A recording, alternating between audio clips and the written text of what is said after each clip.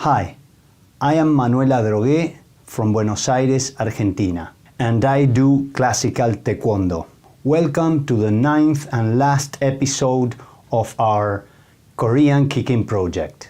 You can check about us at www.taekwon.com.ar. Hopefully this material will help you with your understanding and practice of the martial arts. In case you like it, please don't forget to put the thumbs up button, subscribe, and share. This last episode will probably add something to your view of Korean martial arts. It is divided in two parts. In the original plan of this series, the first part of episode 9 was dedicated to the analysis of martial art theory. When I reached the final edition stage, I found that the ideas and materials were so rich in content that it would be a waste to try to compress it in just 30 minutes. That content refers to the basics of motion of Taekwondo in general and ITF technique in particular as they relate to combat. It is actually what I consider my specialty. Given that such topic exceeds the art of kicking, that it is advanced material, and that it goes to the bone and root of Taekwondo, I have decided to work on that in the future and hopefully someday present it as a standalone project in a proper way. As a consequence, I have decided to shorten this first part and preserve much of its original content for later. At this point, I also want to share with all fans of the Korean Kicking Project that I have recently been promoted in rank. I am so grateful for such honor, especially to Grandmaster Lee Yu-son, to Grandmaster Kim Han-chang, and to my teacher, the late Grandmaster Pedro Florindo, along with all members of our school. To me, rank itself is not important, but it is a platform where you stand. What really matters is what you do with the position with which you have been entrusted. Again, thanks for the support that I have received from everyone. I hope that you like the video that I have inserted in this episode with the highlights of the promotion ceremony. So, the contents of part 1 of episode 9 will be: first, the video of the promotion ceremony; second, our bouncing or rhythmic kicking drills; and third, a comment of the purported contradiction between martial art versus sport and the dismissal of the so-called flashy kicks. This will complete the technical portion of the series. And in part 2 of this episode 9, I will put together the puzzle of how all modern Korean martial arts are related in an attempt to answer an interesting question. What is traditional when referring to Korean martial arts?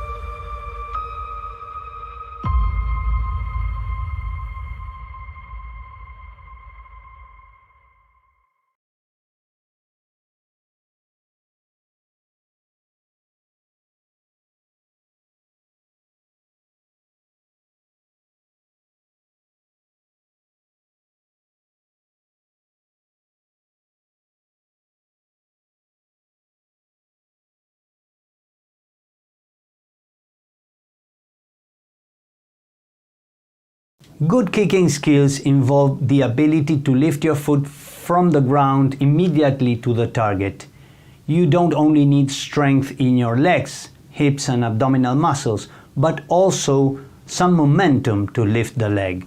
For that reason, kicks must be done efficiently and make use of natural bouncing.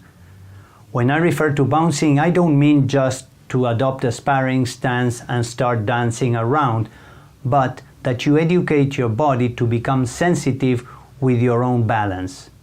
If you are stiff, you will not be able to do it.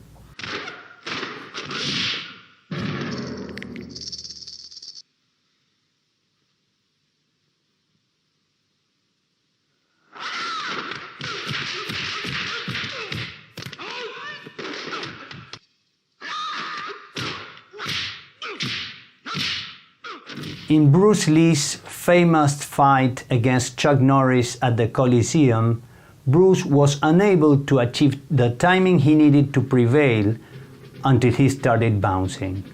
Take a look at how the elasticity of bouncing became a game changer for him.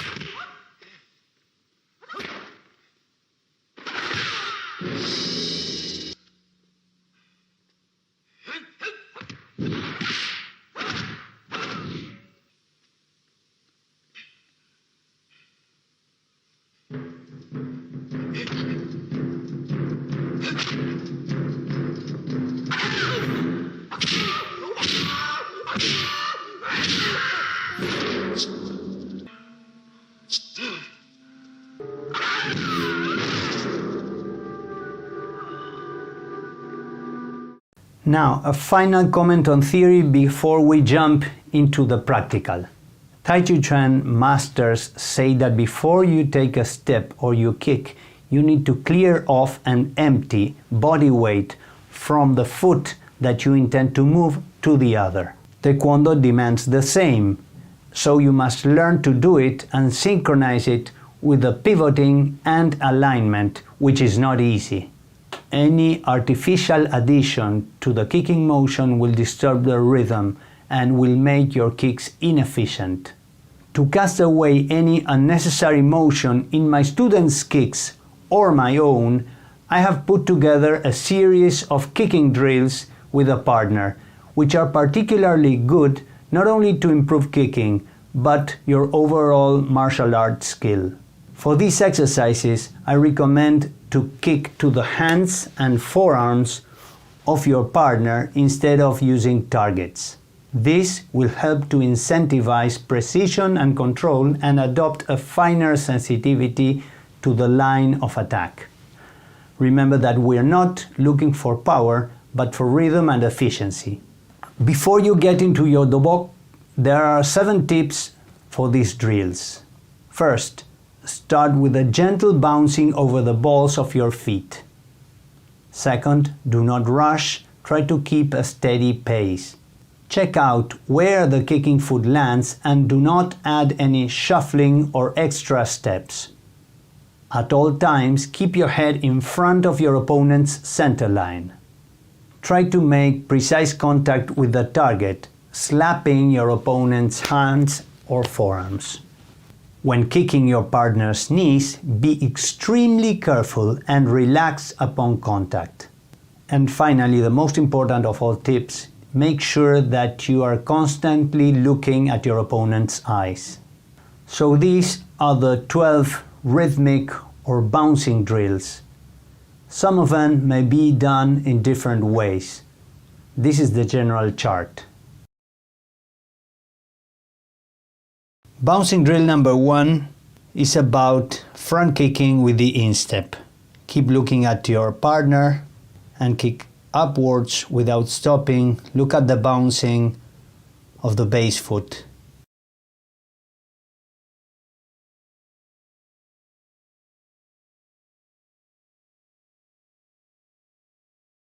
Rhythmic drill number 2 is very similar. You should make sure that you pivot and that the kicking foot travels as horizontally as possible. The rhythm should be such that you may remain a long time doing this.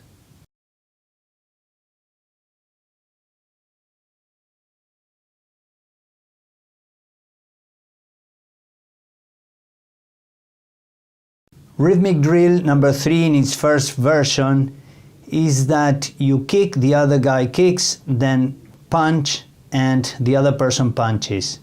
Make sure that you hit the target very perpendicularly in an horizontal manner.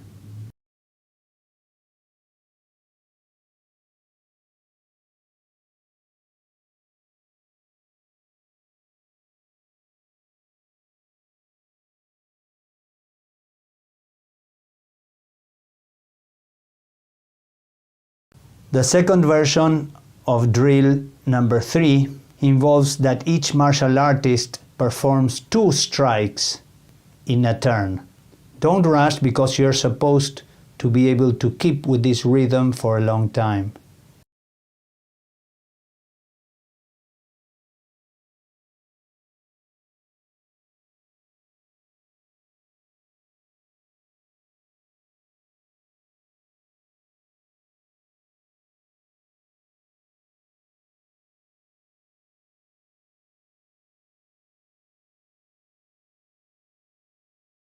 The first version of bouncing drill number 4 involves 1 kick each person.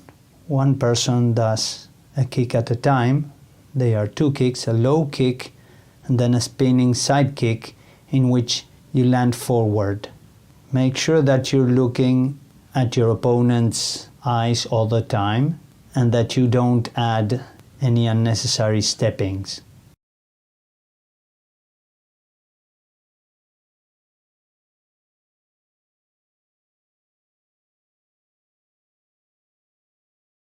Bouncing drill number 4 in its second version involves that each person does a full drill, that is the 2 kicks.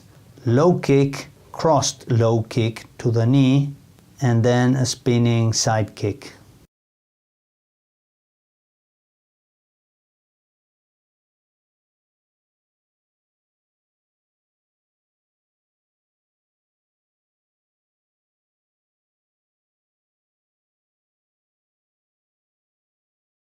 Rhythmic drill number 5 includes 2 kicks with the forward foot, a round kick slapping the front hand and then a reverse round kick slapping it in the other direction.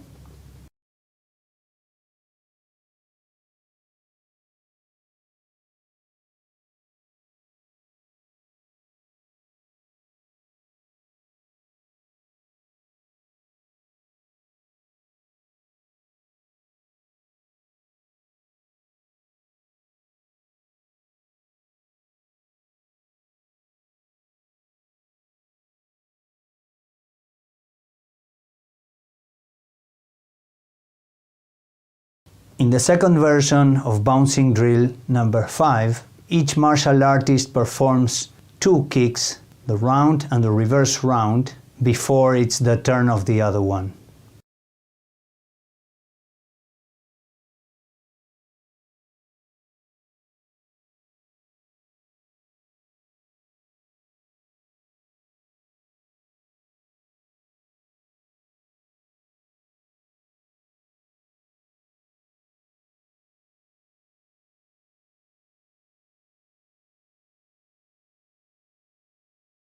In the bouncing or rhythmic drill number 6, in the first version, we take turns for each strike. So one strikes with the fist, so does the other, then comes the spinning reverse round kick, and then the other one.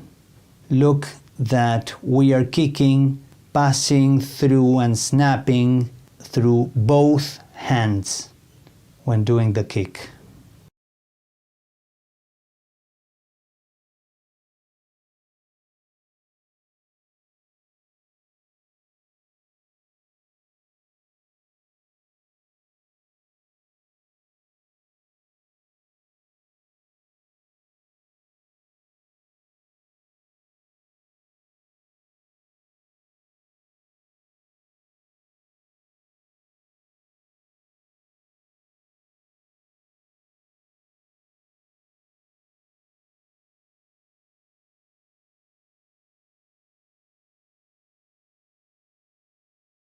The second version of bouncing drill number 6 is very similar to the other, but we do both techniques before it's the turn of our partner.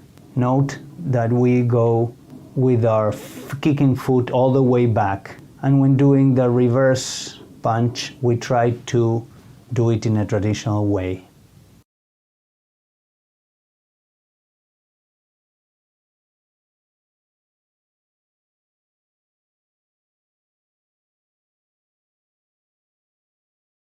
Rhythmic drill number 7, in its first version, again just one kick per turn, involves a side kick to the knee and a round kick with the ball of the foot to the abdomen. You need a lot of control, but it's a kind of relaxed control, so that you get used to moving the opponent's leg or knee and then to impact the abdomen. These are kicks not usually practiced in Taekwondo, and this is a great drill to get used to them.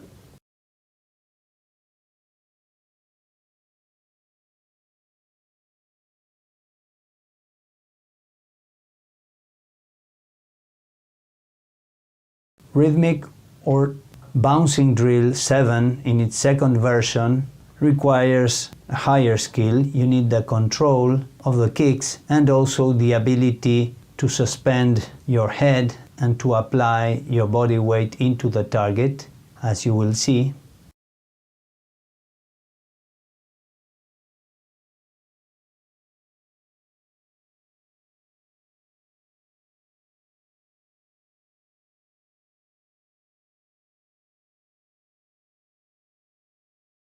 Bouncing drill number 8 is similar to a target drill that we made, but in this case it's one-on-one and it's part of the ability to move forward and spin, focus on the target and not go through it. See, there's a control of the impact of the tornado kick so that you don't go through it. You stop the technique right at the point of contact.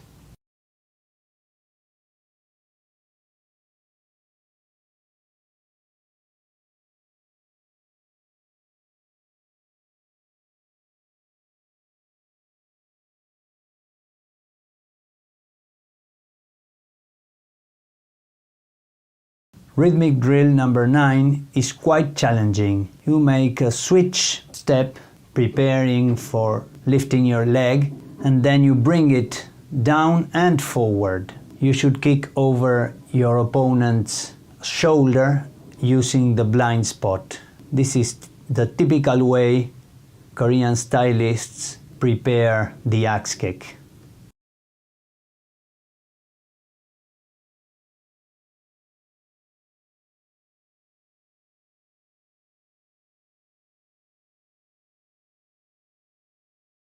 This bouncing drill is also quite challenging. You are doing an outward crescent kick, jumping and passing over your partner's extended arms. You're doing it with both legs, and the only way to keep up with the rhythm is not to add any extra steps.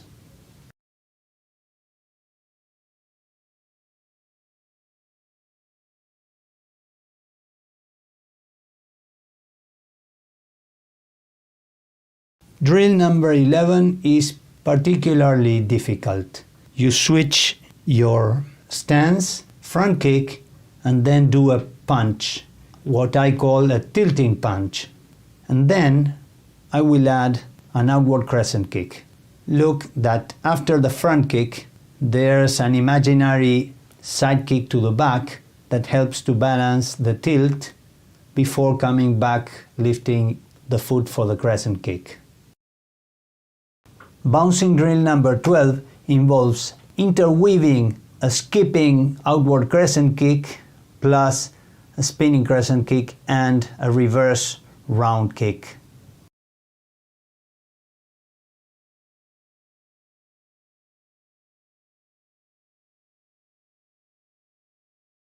As you see in some of these drills, I am using low kicks to the knee joint in a way which is not allowed in any martial sport. You need to get used to read the stance, the body weight disposition and position of your opponent's legs in order to be able to use low kicks, which is something many times neglected in Taekwondo, although such techniques are found in Taekwondo's forms. Be careful and very serious about this, yet enjoy your training and be playful. Martial art training is also about the responsibility of getting used to handling dangerous techniques. If we are excessively afraid of the capability of those techniques to inflict damage, we will probably never train them, and those kicks will be excluded from our self-protection arsenal. Permanent eye contact is one of the most important and neglected aspects in the martial arts. The eyes provide lots of information that is processed at unconscious level, and that is a big secret. The adjustment of distance and time, holding your body upright yet relaxed, cannot be done if you are looking elsewhere. But you should not be looking anxiously to try to find a clue about what your opponent's about to do. Simply connect your eyes and disconnect your brain. Let your well-trained body assume control. A mirror reflects the image of whatever is placed in front of it in real time, without delay. Let's say that it reflects because there is no interference between the object and the mirror. Similarly, your mind should not interfere between the situation and your response. Simply focus your eyes and connect with the eyes of your opponent without thinking, entering the zone of common rhythm, where your actions will be perfect in time and space. This is called mushim in Korean and literally means no heart, no desire. In martial arts, we train for life or death situations which require that you are detached from speculation, from intention, and even from desire. This will enable you to deal with things and situations freely. This type of rhythmic training, which is done without rush or haste, teaches you that actions fall naturally into their proper time. If you move allowing the natural bouncing of the bodies to dictate the rhythm, you will be able to keep moving for many minutes in a kind of Zen-like aerobic state. This is something I have been working on lately. I am far from achieving it. It's something difficult because first you need to polish your physical and technical rigidities before getting deeper. You will probably get a good taste of that with the first drill. The experience of training in mushim rhythmically connected to an opponent is a very powerful training tool that I learned a long time ago from a friend who's a black belt under Master Choi Nam-song. Some hard traditionalists in Taekwondo circles believe that bouncing is related to sparring and martial sport, while real fighting or true martial art is performed in a rather stiff-legged way as forms, which generally are seen to be quite rigid except for the ITF tool. So The bouncing versus flat walking dichotomy brings me to the sport versus martial art dichotomy. To me, one practical definition of what a martial system is that it's a method of training that teaches you how to move in relation to someone else in the context of physical violence. There may be many methods. Some of them may potentially converge. I am much against simplistic labels. For example, boxing is a great self-protection method under certain circumstances, and the fact that it is a sport doesn't make its punches hurt any less. Of course, Asian martial arts have other aspects, but now we are talking about fighting. Korean-style kicking did not result from an attempt to embellish kicking technique, but from a consistent and pragmatic process to make kicks functional in combat. If sparring competition becomes itself the goal of training, then at some point in the specialization process there might be a problem when it comes to self-protection. But to discard sparring and to consider that you need to centrally work around forms to develop your self-protection skills is to bet on a dead horse. As Bruce Lee said, repeating forms in solitary and expect that you learn to fight by doing that is much like to learn how to swim on dry land. I don't want to be misunderstood. Much of my own training consists on repeating forms of different types with or without weapons.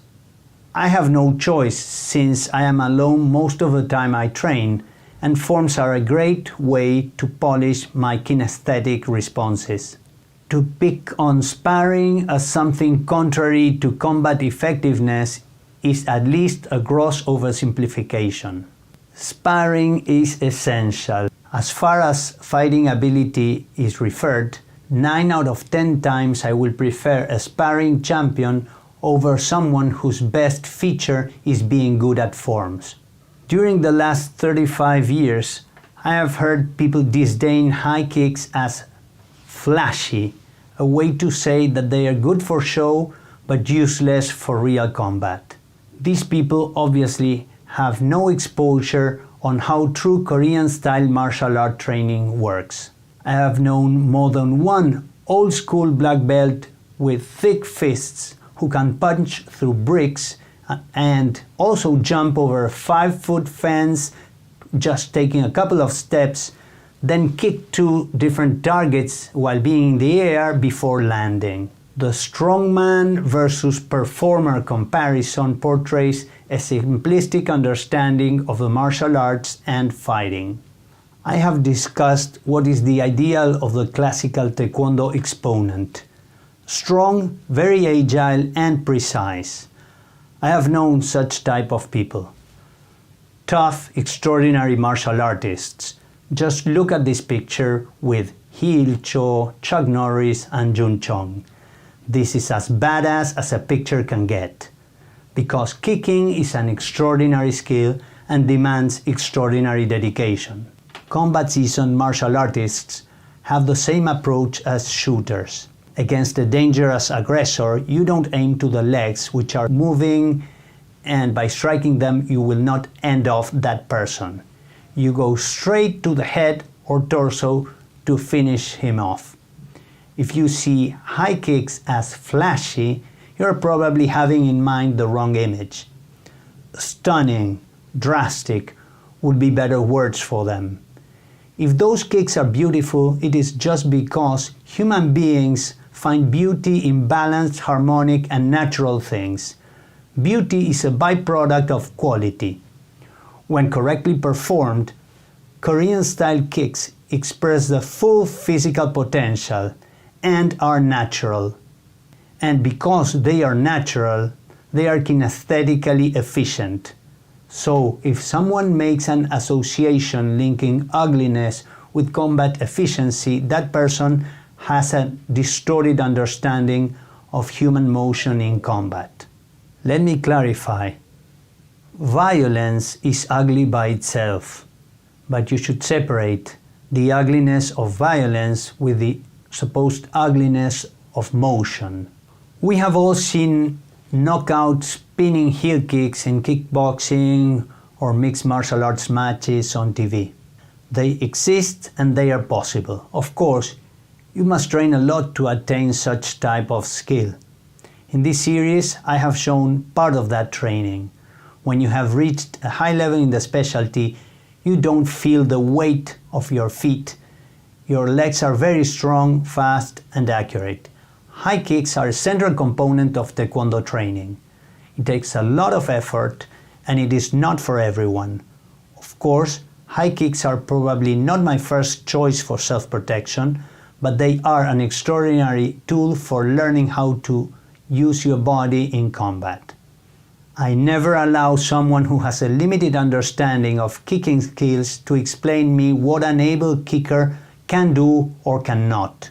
But I always try to remind myself that if I am a Taekwondo exponent, in addition to aiming for kicks like bolts, I must develop shattering hand strikes. In all this, my inspiration comes from master instructors who have kept being a model for us past their age 70. People like Park Jong-soo, Ricky Ha, Kim Hee-young, and Lee Kyu-hyung. This is what Sabom means. Sa is a person who is Bom, a model. With these ideas in mind, we are finally ready to move to the last part of this series, which will round up all the technical, cultural, and practical martial art aspects that we have discussed in the previous episodes, diving into the history of Korean martial arts.